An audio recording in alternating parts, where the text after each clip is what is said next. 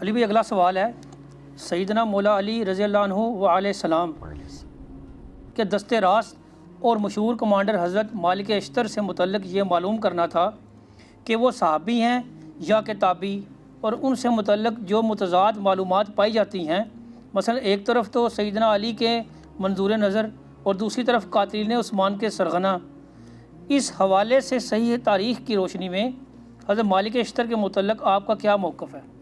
دیکھیں جی، مالک اشتر رحمہ اللہ تعالیٰ تابعین میں سے ہیں۔ انہوں نے نبی علیہ السلام کے مبارک زندگی کے اندر اسلام قبول کر لیا تھا، لیکن ان کا سٹیٹس ویسے کرنے والا ہی تھا، نبی علیہ السلام کے قدموں میں حاضر نہیں ہو سکے۔ کئی ایک لوگ ہیں جنہوں نے رسول اللہ کی زندگی میں ایمان قبول کیا، لیکن دور دور کے علاقوں میں تھے، ان کو موقع نہیں ملا یا ٹائم شارٹ تھا، وہ پہنچ نہیں سکے۔ سیدنا ویسے کرنی رحمہ اللہ تعالیٰ کے اوپر بھی میرا ایک کلپ ریکارڈڈ ہے ڈیٹیل، ان کے بارے میں تو نبی علیہ السلام نے خود فرما دیا تھا تابعین میں سب سے بہترین شخص ہے اویس، اس کی والدہ کی مصروفیت کی وجہ سے وہ میرے پاس نہیں آ سکا۔ صحیح مسلم میں اوپر تلے 4 احادیث ہیں، میں نے ڈیٹیل لیکچر اس پہ ریکارڈ کروائے۔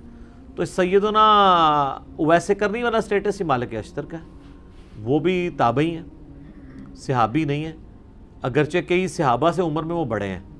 سیدنا علی اور ان کی عمر میں آلموسٹ سمجھ لیں 10 سال کا فرق ہے، یعنی نبی علیہ السلام کی وفات کے وقت مولا علی کی عمر تھی 34 ایئرز، تو مالک اشتر کی عمر تھی 24 اس وقت۔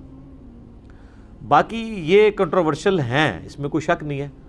سر جتنے بڑے بندے ہیں نا تاریخ میں، وہ ہمیشہ کنٹروورشل رہے ہیں، کیونکہ بڑے بندے جب ہوتے ہیں تو ان کی دشمنیاں اور دوستیاں بھی بڑے لیول کی ہوتی ہیں، تو ان کے حاسدین بھی بڑے لیول کے ہوتے ہیں۔ سب سے بڑی پرسنالٹی ہمارے نبی علیہ السلام کی ہے، تو انسانی تاریخ میں کیا نبی علیہ السلام کنٹروورشل پرسنالٹی نہیں ہے؟ پچھلے 100 سالوں میں 60,000 کتابیں نبی صلی اللہ علیہ وآلہ وسلم کے خلاف لکھی گئی ہیں، 2 سے زیادہ کتابیں روز کی بنتی ہیں، اتنی زیادہ کتابیں کسی شخص کے خلاف نہیں لکھی گئی، اور انہی 100 سالوں کے اندر سب سے زیادہ اسلام تیزی سے پھیلا ہے۔ تو مالک اشتر کی کیا اوقات ہے رسول اللہ کے مقابلے پہ؟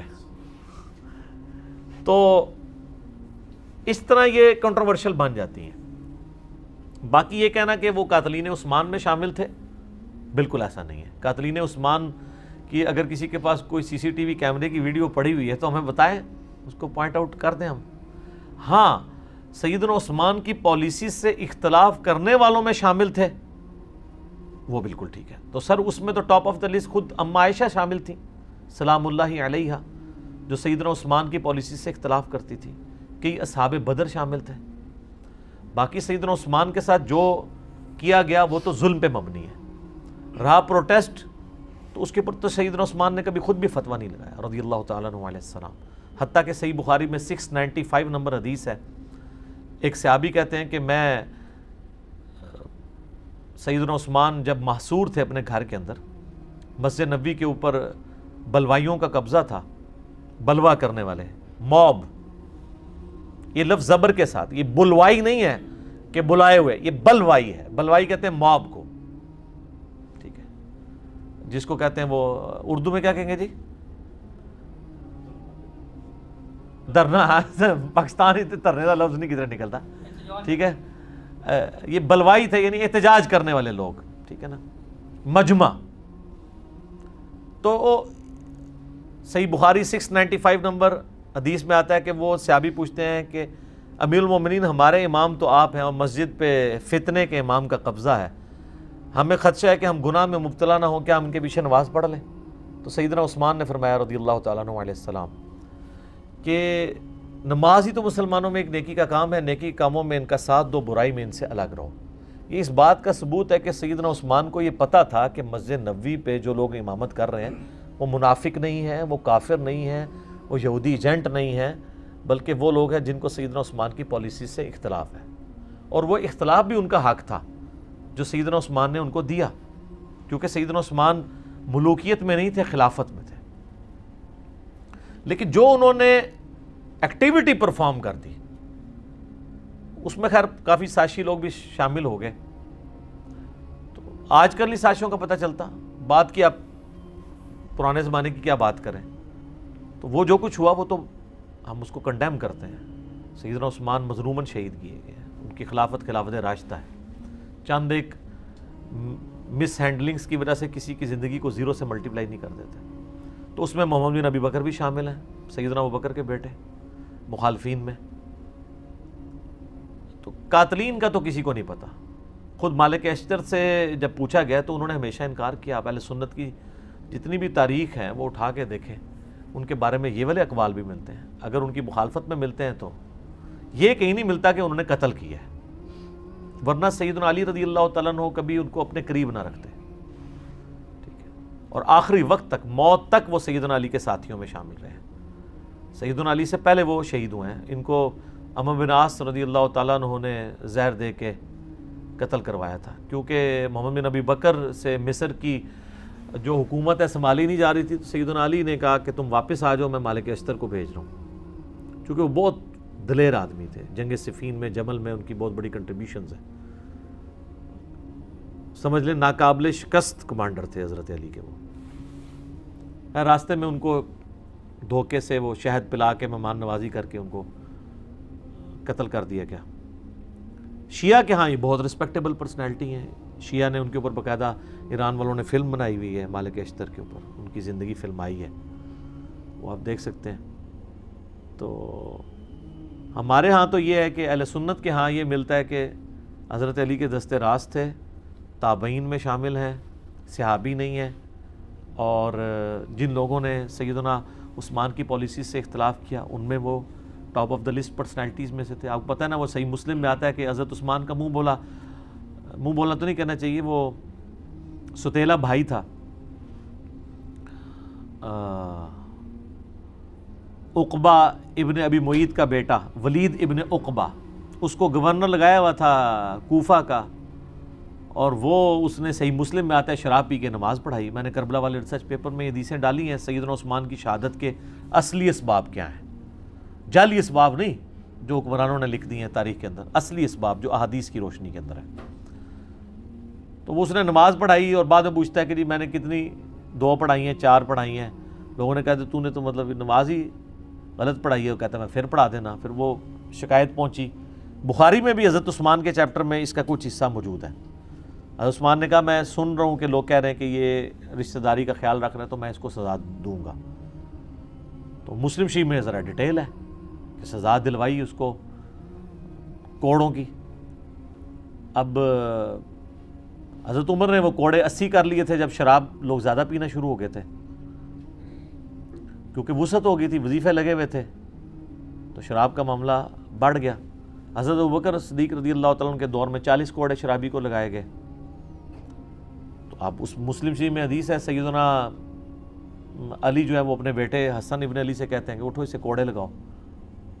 تو وہ کہتے ہیں کہ جو ان کی میٹھی کھاتا ہے وہی ان کی کڑوی چکھے. ایسے حکمران ہم پہ مسلط کرتا ہے تو ہم کیوں اس کو ماریں, بنو ہاشم سے یہ لوگ دشمنی کریں گے. تو حضرت حسن اپنے باپ کی بات بھی نہیں مانتے. اب یہ بڑا گہرا جملہ ہے, وہ آپ شہادت عثمان کے اصلی اسباب میرا کلپ بھی یوٹیوب پہ دیکھ لیں. خیر پھر ایک اور ساتھی کو سیدنا علی کہتے ہیں, تو وہ 40 جب کوڑے ہوتے ہیں تو حضرت علی کہتے ہیں بس. حضرت عمر 80 لگواتے تھے, مجھے دونوں بہتر لگتے ہیں لیکن 40 زیادہ بہتر ہے. تو 40 کوڑے بھی حضرت علی نے معاف کر دیے ان کو. تو مالک اشتر جو ہیں وہ ایک بڑی اس اعتبار سے پرسنالٹی مانے جاتے ہیں. مولانا مودودی رحمہ اللہ نے خلافت و ملوکیت کے اندر سیدنا علی کا صحیح دفاع کیا جیسا کرنا چاہیے. ایک جگہ انہوں نے بھی ٹھوکر کھائی ہے اس معاملے میں. ان کا موقف تھا کہ ان لوگوں کو حضرت علی کو مین سٹریم میں نہیں لانا چاہیے تھا, جو بلیمڈ لوگ تھے. ظاہر وثوق سے تو مولانا مودودی کے پاس بھی کوئی ریکارڈنگ نہیں موجود کہ وہ بتا سکیں, جبکہ سیدنا علی ظاہر ہے کہ وہ سمجھتے تھے کہ یہ صرف بلیمڈ لوگ ہیں, یہ تو بڑے مخلص لوگ ہیں. انہوں نے اسلامی حکومت جو بگڑ رہی تھی اس کے خلاف اس اعتبار سے احتجاج بلند کیا. یہ نہیں کہ حضرت عثمان کو وہ ہٹانا چاہتے تھے ان کی خلافت سے, یہ تو ان کا نہیں تھا نظریہ. تو حضرت علی کی سپورٹ مالک اشتر کے لیے ہونا میرے خیال ہے یہ ڈگری کافی ہے, کیونکہ سیدنا علی کے پیچھے رسول اللہ کھڑے ہوئے ہیں. جنگ جمل صفین ایروان کے اوپر جتنی احادیث ہیں, نبی الاسلام نے کہا کہ مخلوق کے بہترین لوگ ہیں جو یہ جنگیں لڑیں گے. تو وہ جنگیں لڑنے والوں میں حضرت علی کا جب کمانڈر ہے آپ اس کو نکال دیتے ہیں تو وہ بشارت تو اس پہ فٹ ہو رہی ہے سیدھی سیدھی. ویسے تو یہ کبھی سمندری جہاد والی فٹ کر دیتے ہیں کسی کے اوپر، کچھ کر دیتے ہیں، کبھی قسطنطینیہ والی پکڑ کے کسی کے اوپر لگا دیتے ہیں، تو ادھر نہیں لگتی ہیں، ادھر بھول جاتے ہیں اور وہ پراپوگنڈا کرتے ہیں. وہ اس لیے صرف کہ، اور یہ ان کے بیٹے بھی پھر سیدنا حسین ابن علی کے ساتھ مخلص تھے. مختار ثقفی نے جب قاتلین حسین سے بدلہ لیا ہے تو اس وقت ان کے ساتھ دست راست ان کا بیٹا تھا ابراہیم ابن مالک اشتر، وہ بھی ان کے ساتھ تھے. یہ یعنی نخی قبیلہ جو ہے وہ بڑا جاندار قبیلہ تھا، جنگجو لوگ تھے. اور ابراہیم نخی جو ہے وہ تابعی، ان کی عمر 46 ایئرز ہوئی ہے ٹوٹل. 50 ہجری میں پیدا ہوئے ہیں، 96 ہجری میں فوت ہو گئے. بخاری مسلم کے راوی ہیں، امام حنیفہ کے دادا استادوں میں شامل ہیں. ان کا المعجم الکبیر طبرانی میں قول موجود ہے نا کہ بالفرض اگر میں قاتلین حسین میں شامل ہوتا اور اللہ تعالیٰ قیامت کے دن مجھے معاف بھی کر دیتا اور میں جنت میں بھی داخل ہو جاتا، پھر بھی میں جنت میں رسول اللہ کا سامنا نہ کر سکتا کہ کہیں حضور مجھے پوچھ ہی نہ لیں کہ تو قاتلین حسین میں شامل تھا.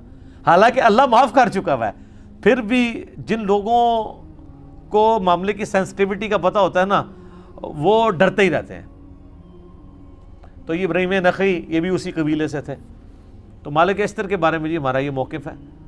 باقی ان کو سیدنا علی کے جو باقی جانثار صحابہ میں سے تھے، جو ساتھیوں میں سے، ان کے لیول پہ تو نہیں اب کوئی کہ عمار ابن یاسر کے مقابلے پہ تو نہیں ہم انہیں مانتے.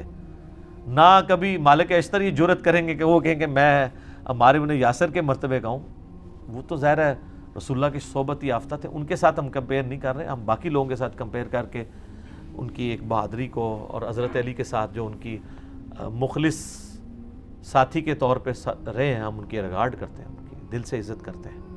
باقی ان کے بارے میں جتنے جھوٹے بلیم ہیں تو وہ سر تاریخ میں آپ کو اس طرح کی پرسنالٹیز کے بارے میں آپ کو کیا کیا باتیں نہیں ملتی ہیں. جب اس کو ڈیپ ڈک کیا جائے تو کیا سے کیا باتیں بن جاتی ہیں. تو صرف اس طرح کے دعووں کے اوپر کسی کے اوپر کوئی فتویٰ نہیں لگا دینا چاہیے.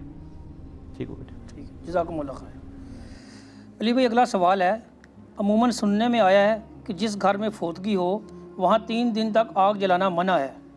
اگر واقعی ہی یہ اسلامی حکم ہے تو اس میں کیا حکمت پوشیدہ ہے، اور ان 3 دنوں میں میت والے گھر کے اہل خانہ اپنے کھانے پینے کا انتظام کیسے کریں گے؟ میت پر سوگ کرنے کے حوالے سے قرآن و حدیث کی روشنی میں صحیح معلومات بیان کر دیں. دیکھیں جی، یہ جو پبلک میں مشہور ہے نا کہ 3 دن وہاں چولہا نہیں جلے گا، یہ اس طریقے سے نہیں تھا. یہ جامعہ ترمذی میں اور سنن ابی داؤد میں حدیث موجود ہے. نبی صلی اللہ علیہ وآلہ وسلم کے جب کزن سیدنا جعفر شہید ہوئے غزوہ موتا کے اندر، جنگ موتا کہہ لیں، تو آپ علیہ السلام نے اس موقع پہ فرمایا تھا کہ جعفر کے گھر والے لوگ غم کی کیفیت میں ہیں تو تم ان کے لیے کھانے کا انتظام کرو. ظاہر ہے جس گھر کے اندر میت ہوگی ان کے لیے پھر باقی معاملات کو لے کے چلنا مشکل ہو جائے گا. یہ عوام میں جو مت مشہور ہے نا کہ 3 دن وہاں چولہا نہیں جلنا چاہیے، یہ واجب ہے کہ قریبی رشتہ دار ہی ادھر کھانا بھیجیں گے، یہ اس طریقے سے نہیں ہے. بہتر تو یہی ہے کہ قریبی رشتہ دار دیں کہ وہاں کھانا نہ پکایا جائے. سوگ کا تعلق کھانے کے ساتھ نہیں ہے، سوگ کا تعلق زینت کرنے کے ساتھ ہے.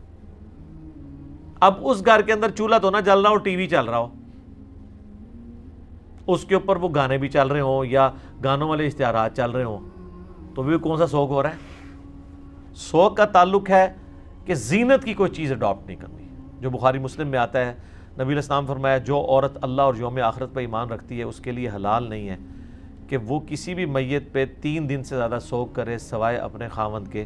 4 مہینہ 10 دن کرے گی، جو سورۃ البقرہ میں ہے. اور وہ بھی اگر وہ پریگنٹ ہے تو وہ وضع حمل ہونے کے بعد اس کا سوگ آٹومیٹکلی ختم ہو جائے گا، چاہے وہ پہلے ہو جائے چاہے وہ 5-6 مہینے بعد ہو، اس کی عدت اور سوگ دونوں ختم ہو جائیں گے. بخاری مسلم میں حدیث موجود ہے. باقی یہ عورت کے لیے آیا تو یہ مردوں کو بھی اسی میں شامل کیا گیا. عورت کے لیے اس لیے کہ عورت زیادہ سوگ کرنے میں ماسٹر ہوتی ہیں، رونے میں، چیخنے میں، اس لیے عورت کو ایمفسائز کیا گیا. مرد بھی اس میں شامل ہیں. یہ نہیں ہے کہ یہ عورت سوگ کرے گی اور مرد نہیں کرے گا. حتیٰ کہ مسلم شریف میں آتا ہے کہ ایک عورت تھی، اس کا خاوند فوت ہو گیا تو اس کی آنکھوں میں مسئلہ تھا، تو وہ اس کی ماں اجازت کے لیے آئی کہ یہ سرما لگا لے، تو نبی صاحب نے اجازت نہیں دی. آپ فرمایا نہیں، سرما نہیں لگائے گی. حتیٰ کہ بخاری مسلم میں آتا ہے جب وہ اس طرح نبی علیہ السلام تک چیزیں اس طرح کی پہنچتی تھی تو پھر آپ علیہ السلام پھر کہتے تھے کہ یار زمانے جاہلیت میں تو تمہاری عورتیں ایک ایک سال اپنے خامدوں کے اوپر اتنا سوگ کرتی تھی کہ وہ گھر کی کوٹری سے باہر نہیں نکلتی تھی. باقاعدہ ان میں ایک رسم تھی, وہ بکری پھر وہاں گھسائی جاتی تھی اور پھر وہ بکری بھی مر جاتی تھی, پھر اس کی وہ مینگنیاں جو پتہ نہیں کیا کر کے, تو وہ پوری ایک رسومات ہیں جو بخاری مسلم میں آئے. حضور نے فرمایا کہ تمہیں اللہ تعالیٰ نے اس سے چھڑا کے 4 مہینے 10 دن پہ لے کے آئے تو اب تم اس سے بھی بھاگ رہی ہو. ٹھیک ہے, سوگ کرے گی اور سوگ کے دوران وہ گھر سے باہر نہیں نکلے گی, زینت نہیں کرے گی. یہ نہیں کہ کھانا پینا چھوڑ دے گی یا دماغ سے پردہ کرنا شروع کر دے گی.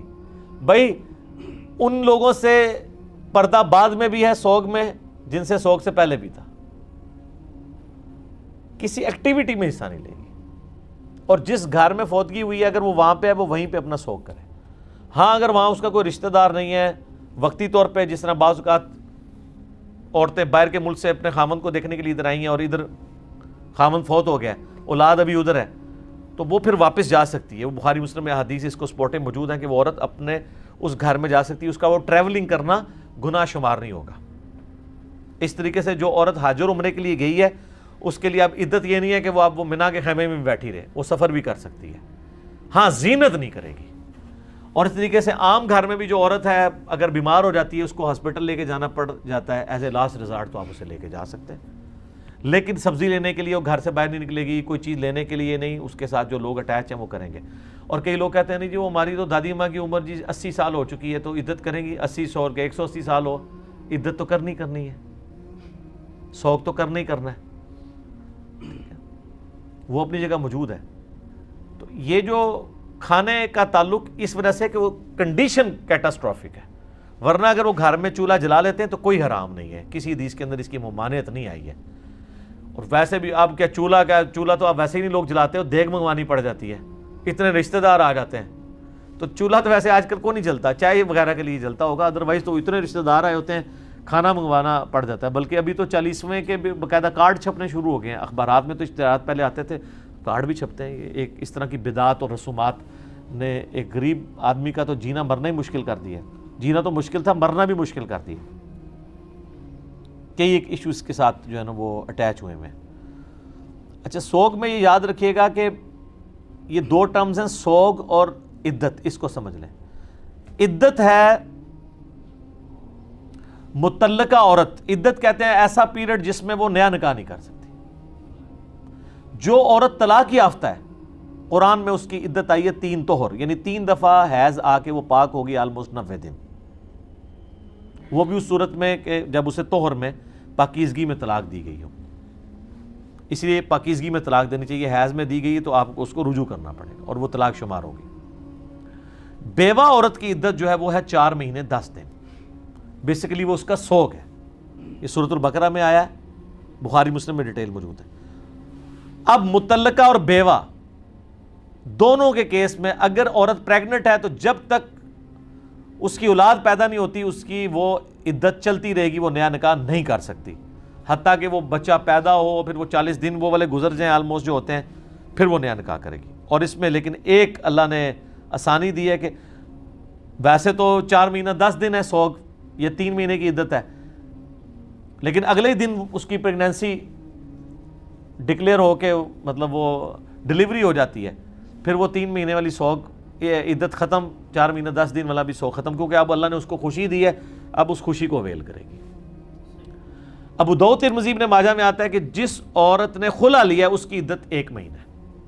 یہ بعض اوقات لوگ یہ پوچھ رہے ہوتے ہیں کہ جی وہ دیکھیں جی 5 سال ہو گئے ہیں میاں بیوی آپس میں ملے نہیں ہیں, تو اب آ کے تنسیخ نکاح ہوا ہے تو اب بھی عدت کرے گی. جی عدت کرے گی, کیوں نہیں کرے گی. اگر خلع لیا تو 1 مہینہ کرے گی, اور 1 مہینے کی سٹارٹنگ اس وقت ہوگی جب خلع ہوا ہے, چاہے 5 سال سے ملے یا نہیں ملے. اسلام جو ہے نا وہ ایسے رولز بناتا ہے جس میں فول پروف ہوں. کل کو کوئی مسئلہ بن گیا پھر تو یہ معاملہ فول پروف رکھا گیا. 5 سال چھوڑ کے 10 سال کی ناراضگی ہے, جب وہ طلاق دے گا اس دن سے عدت شمار ہونا شروع ہوگی اور پھر آگے کے دن شمار کیے جائیں گے. تو یہ جو سوگ کے والے سے کہا گیا نا گھر میں چولہا نہیں جلنا, تو یہ سوگ کا یہی طریقہ ہوگا 3 دن تک کے لیے. باقی اس میں جو دعائیں آئی ہیں انا للہ و انا الیہ راجعون اللہم اجرنی فی مصیبتی و اخلف لی خیرا منہا، اور دعائیں آئی ہیں میت کے لیے، آپ دعائیں مغفرت کر سکتے ہیں۔ باقی یہ جو 40 قرآن پڑھ کے بخشنا، اس کی کوئی اصل نہیں ہے۔ ویسے آپ نے دعا کرنی ہے، ہاتھ اٹھا کے بھی کر لیں، کوئی حرج نہیں۔ بخاری مسلم میں نبی علیہ السلام نے ایک صحابی کے مرنے کے بعد یوں ہاتھ اٹھا کے دعا کی تھی کہ بغلوں کی سفیدی بھی نظر آئی، کیونکہ آپ نے اوپر چادر لی تھی، نیچے تہمت تھی۔ تو جواز ہے، قبر پہ بھی جا کے دعا کر سکتے ہیں۔ یہ ایک ڈیٹیل طرف ٹاپک ہے، مسئلہ 74 میرا اصالہ ثواب کے اوپر ریکارڈڈ موجود ہے۔ باقی سوگ کے حوالے سے میں نے آپ کو بتا دیا کہ 3 دن سے زیادہ سوگ نہیں ہے۔ اس کو میں کنکلوڈ کرتا ہوں اس حدیث کے اوپر، بخاری مسلم دونوں میں موجود ہے۔ جب ابو سفیان فوت ہوئے تو سیدہ ام حبیبہ جو نبی علیہ السلام کی بیوی تھی، انہوں نے باقاعدہ 3 دن کے بعد زرد رنگ لا کے اپنی گالوں پہ ملا، سرما لگایا، اپنے جسم پہ ملائی، یعنی اعلانیہ عورتوں کے سامنے اظہار کیا اپنی عدت اس کا سوگ کے ختم ہونے کا۔ تو لوگوں نے کہا کہ یہ مطلب یہ کرنا کوئی ضروری تو نہیں تھا۔ انہوں نے کہا کہ میں نے نبی علیہ السلام سے سنا ہے کہ جو عورت اللہ اور یوم آخرت پہ ایمان رکھتی ہے تو اس کے لیے جائز نہیں کہ وہ 3 دن سے زیادہ کسی کے اوپر سوگ کرے سوائے اپنے خاوند کے۔ تو ان کا میرا باپ مرا تھا، 3 دن پورے ہوئے ہیں، تو میں سوگ کے ختم ہونے کا اظہار کر رہی ہوں۔ اب آپ اندازہ کریں کتنے نے کیا ہوگا، ہائے نہیں تیرے تو پیو مرے ہے، 3 دہاڑے تو 3 دہاڑے بونس ہی کٹ دینے سن۔ یہ صحابہ کرام کا ایٹیچیوڈ تھا کہ وہ جان بوجھ کے ایسا کام کرتے تھے جس سے امت کو میسج ملے کہ یہ صحیح دین ہے، یہ غلط ہے۔ مجھے بھی لوگ کہتے ہیں نا جان بوجھ کے ایسی ایسی گلاں کٹ کے لے آتا ہے، وہ اس لیے نکالتے ہیں آپ کا دماغ کھولیں کہ یار یہ کیا ہو رہا ہے، دین تو یہ کہتا ہے آپ نے یہ بنایا ہوا ہے، دین میں تو یہ چیزیں اس طرح نہیں ہیں۔ اور یہ جو شادی بیاہ اور جو خوشی غمی کے جتنے مواقع ہیں، اس پہ جو کچھ دین کے نام پہ ہو رہا ہے نا سر، اس کے خلاف بولنے والے کی تو ایسے کی تیسی پھیر دیتے ہیں، اور باقی موقع پہ لوگ کمپرومائز کر جاتے ہیں، اس موقع پہ نہیں کرتے ہیں۔ اب ظاہر ہے کہ وہ آپ کے دوست پکڑ کے 2 بڑے بڑے گلاب کے پھولوں کے جناب وہ لے آئے ہیں قبر کے اوپر پھینکنے کے لیے لفافے، ادھر کے کوئی بول دے یہ ثابت نہیں ہے، تو آپ سمجھیں گے اس وقت کیا ہوگا۔ حالانکہ جو بول رہا ہوگا وہ تو صحیح بات کر رہا ہوگا، لیکن ان لوگوں میں حوصلہ نہیں ہے، اور کہتے ہیں نہیں ہم نے تو آج تک نہیں سنا، تسی رہی جاہل ہیں جو تسی کو تو سننا سی۔ ایک بندہ پوری زندگی جو ہے وہ بھینس کا دودھ دھوتا رہا کسی گاؤں کے اندر، اس کو اب کیا پتا کہ آئی فون کیا ہوتا ہے، اور ویسے آج کل والوں کو تو پتہ چل گیا ہوا ہے، ٹھیک ہے۔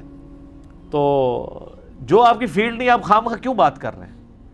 آپ علمی بات کریں کہ بتائیں کہاں لکھا ہوا ہے، ہم اس کو فالو کریں گے، اس کی بجائے اس قسم کی باتیں کرنا یہ بالکل غلط ہے۔ اسی طریقے سے یہ بھی یاد رکھیے گا، بخاری مسلم میں حدیث ہے، نبی علیہ السلام نے فرمایا کہ میت پہ جو چیخو پکار کیا جاتا ہے یا نوحہ کیا جاتا ہے تو اس کی وجہ سے اس میت کو عذاب دیا جاتا ہے۔ اس کی پھر تشریح سیدہ عائشہ نے کی کہ اس وجہ سے عذاب کیا جاتا ہے کہ اس نے اس کی تربیت نہیں کی تھی اپنے پچھلوں کی، اگر انہوں نے تربیت کی پھر اس کو نہیں عذاب دیا جائے گا کہ بھئی تم نے میرے مرنے کے بعد یہ میرے ساتھ نہیں کرنا۔ تو اس طرح میت کے اوپر سوگ جو 3 دن کا ہے اس میں بھی بین نہیں ہے، اونچی آواز سے رونا نہیں ہے، گریبان چاک کرنا نہیں۔ بخاری مسلم میں کئی احادیث ہیں، نبی علیہ السلام فرمایا کہ میری امت یہ جاہلیت کے کام نہیں چھوڑے گی، اور وہ آج تک چل رہے ہیں۔ تو چاہے ماتم ہو، چاہے نوحہ ہو، اس طرح کا نوحہ جس میں آواز بلند کی جائے کسی میت کے اوپر، یہ غلط ہے، بالکل حرام ہے، اسلام میں اس کی کوئی گنجائش نہیں۔ ٹھیک ہو گیا، جزاکم اللہ خیر۔ علی بھائی آج کا آخری سوال ہے اور انتہائی دردناک سوال ہے۔ میں ایک غیر مسلم ملک میں مقیم ہوں، ہم میاں بیوی ویسے تو اکٹھے ہی رہتے ہیں، لیکن پچھلے 6 سال سے ہمارا آپس میں کسی قسم کا جنسی ریلیشن نہیں ہے۔ آج سے تقریباً 4 سال قبل ایک دن میری بیوی نے مجھ سے ازدواجی تعلق کی خواہش ظاہر کی اور ہم نے تعلق قائم بھی کر لیا۔ پھر کچھ عرصہ بعد وہ حاملہ بھی ہو گئی۔ میں نے اسے ناراضگی کے باوجود اس کی خوب خدمت کی اور پھر اللہ تعالیٰ نے مجھے ایک بیٹی عطا فرمائی جو اب 3 سال کی ہو چکی ہے اور مجھے اپنی جان سے بڑھ کر عزیز ہے۔ لیکن اب اچانک میری بیوی جس کی چند غیر اخلاقی حرکتوں کی وجہ سے میں 6 سال سے ناراض ہوں، اس نے مجھے بتایا کہ اس نے 4 سال قبل کسی سپرم ڈونر کے ذریعے خود کو حاملہ کروایا تھا، لہٰذا وہ بچی حقیقت میں میری بچی نہیں ہے۔ اس دن سے میں انتہائی پریشان ہوں اور ذہنی کشمکش کا شکار ہوں۔ ایک طرح تو وہ بچی مجھے اتنی عزیز ہے کہ اسے چھوڑ نہیں سکتا، اور دوسری طرف جب اسے دیکھتا ہوں تو خیال آتا ہے کہ یہ تو میری بیٹی ہے ہی نہیں، پلیز مجھے بتائیں میں کیا کروں۔ جزاکم اللہ خیر و احسن الجزاء۔ جزاکم اللہ خیر و احسن الجزاء۔ اللہ تعالیٰ جی آپ کو صبر دے، اس آزمائش سے آپ گزر رہے ہیں۔ پہلے تو میں عرض کروں گا کہ صحیح مسلم کی حدیث ہے، نبی صلی اللہ علیہ وآلہ وسلم نے فرمایا کہ ہمیشہ اپنے سے نچلے لوگوں کو دیکھو، یوں تمہیں قناعت نصیب ہوگی اور اللہ تعالیٰ کی طرف سے آئی ہوئی آزمائشوں پہ صبر نصیب ہوگا۔ آپ کے ساتھ یہ جو ٹریجڈی ہوئی ہے، اس سے بڑھ کے لوگوں کے ساتھ ٹریجڈیز ہو چکی ہوئی ہیں۔ اب مجھے ان ٹریجڈیز کو ریپیٹ کرنے کی ضرورت نہیں ہے، آپ اکثر اخبارات میں، خبروں میں اس قسم کی بہت سی باتیں سنتے رہتے ہیں۔ ہم اس سوال کی طرف آتے ہیں، اب اس سچویشن کے اندر شرعی حکم کیا ہے؟ اب اگر اس کو آپ سائنٹیفکلی معاملے کو ہینڈل کریں گے تو ظاہر ہے کہ ایک آپ کے لیے آزمائش والا معاملہ بن جائے گا۔ صحیح بخاری اور صحیح مسلم میں ایک حدیث موجود ہے، اور حدیث کی کتابوں میں بھی ہے، بخاری مسلم میں آ گئی تو مین کتابوں کے اندر وہ حدیث آ گئی کہ نبی علیہ السلام کے مبارک زمانے میں بھی اس قسم کا ایک واقعہ ہوا۔ سعد ابن ابی وقاص رضی اللہ تعالیٰ عنہ کہتے ہیں کہ میرا جو بھائی تھا نا عتبہ، اس نے مجھے ایک لونڈی کے بارے میں یعنی وصیت کی کہ اس سے جو اولاد ہے وہ میری اولاد ہے، کیونکہ اس نے اس کے ساتھ ایک ناجائز تعلق قائم کیا ہوا تھا، حالانکہ وہ لونڈی کسی اور کی تھی۔ تو وہ کہتے ہیں میں اس اولاد کے دعوے کے لیے نبی علیہ السلام کے پاس جب پہنچا، اور ظاہر ہے کہ وہ جس کے پاس تھی وہ بھی اپنے دعوے کے طور پہ پہنچا، تو نبی صلی اللہ علیہ وآلہ وسلم نے فرمایا کہ اولاد اس کی شمار ہوگی جس کے بستر پہ پیدا ہوئی ہے، اگرچہ وہ پیدا کسی اور کے تعلق کی وجہ سے ہوئی ہے، لیکن شریعت نے تو آپ کو اصول دینا ہے نا، اس طرح تو پھر سارا معاملہ ہی بگڑ جائے گا۔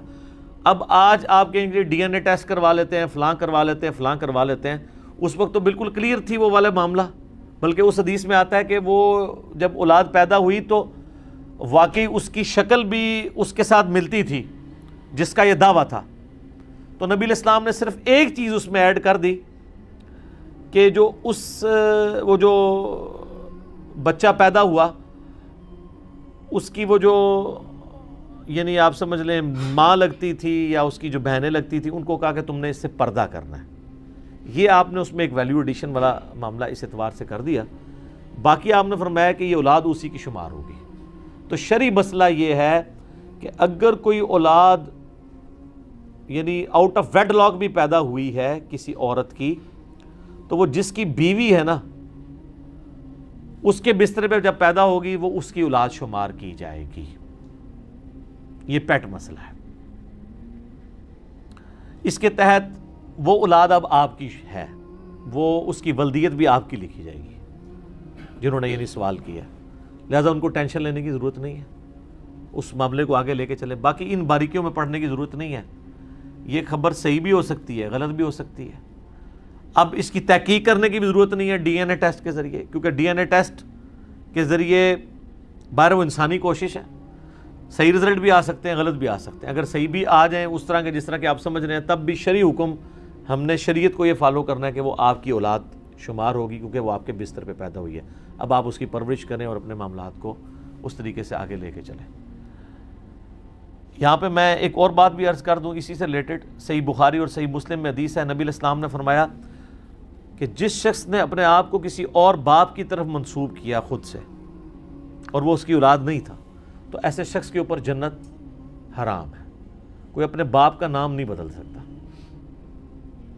بخاری اور مسلم دونوں میں ایک حدیث ہے، مسلم میں ذرا ڈیٹیل ہے کہ مولا علی علیہ السلام نے ایک صحیفہ نکالا اپنی تلوار کی نیام میں سے، جس میں کچھ احکامات لکھے تھے۔ ان میں ایک یہ تھا کہ جو شخص اپنے باپ کا نام بدل دے اور اپنے آپ کو کسی اور باپ کی طرف منسوب کرے، اس پہ اللہ کی لعنت، اللہ کے فرشتوں کی لعنت اور تمام لعنت کرنے والوں کی لعنت، اور قیامت والے دن اللہ تعالیٰ نہ اس کا کوئی فرض قبول کرے گا نہ کوئی نفل قبول کیا کرے گا۔